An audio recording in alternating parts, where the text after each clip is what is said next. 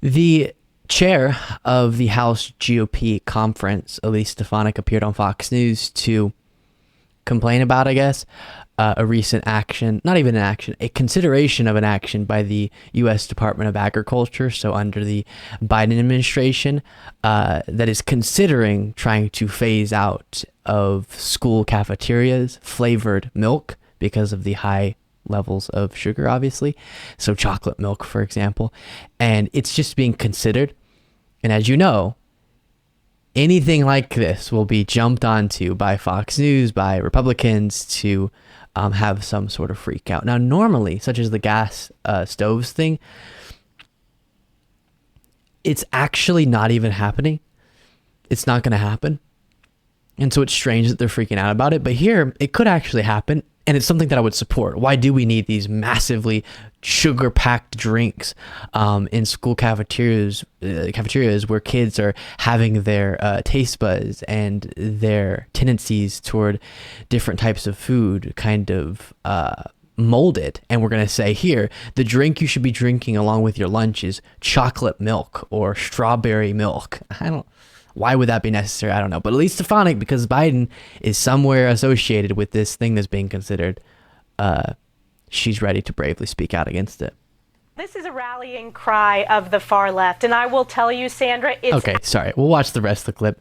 A rallying cry for the far left. I don't know most people on the far left who knew this was going on, but okay. Out of touch with families across this country. And it's not just about standing up for dairy farmers.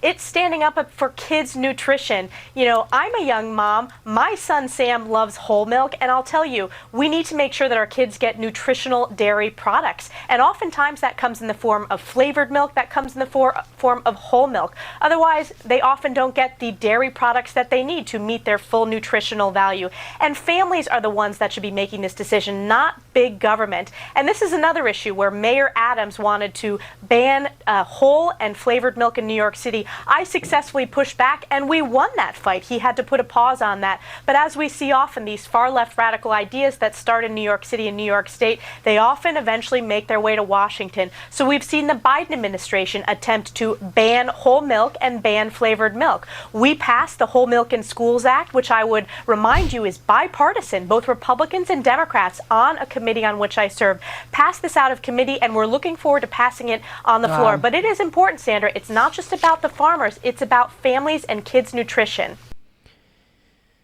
Okay, so clearly we have a problem in this country with the health of our youth and the health of people generally and nutrition. And I think it's actually a really good thing that someone in our federal government is thinking about how we can, starting at a young age, create better habits and just not offer certain things in the cafeteria. Now at home, okay, you can drink what you want to drink, I guess. But whenever it's being provided to you, it's an option. You don't have to have unhealthy options in front of you, such as, I remember in my elementary school cafeteria, I would drink strawberry milk. It was the sweet strawberry flavored milk. That's not good to guzzle that every single day as a child. Come on, Elise Stefanik. I think we can agree that's a little bit unnecessary. And this is from ABC News. Why the USDA might ban chocolate milk from school cafeterias. A new proposal from the U.S. Department of Agriculture could eliminate flavored milk from school cafeterias. The agency opened a comment request in February for feedback on its proposal to revise long-term school nutrition standards, which includes less added sugars in school lunch and breakfast programs to reduce children's risk of chronic disease. The proposal states, quote, this approach would reduce exposure to added sugars and would promote the more nutrient-dense choice of unflavored milk for young children when their tastes are being formed. This just seems uncontroversial to me, but everything is controversial when Biden is at the top of the food chain.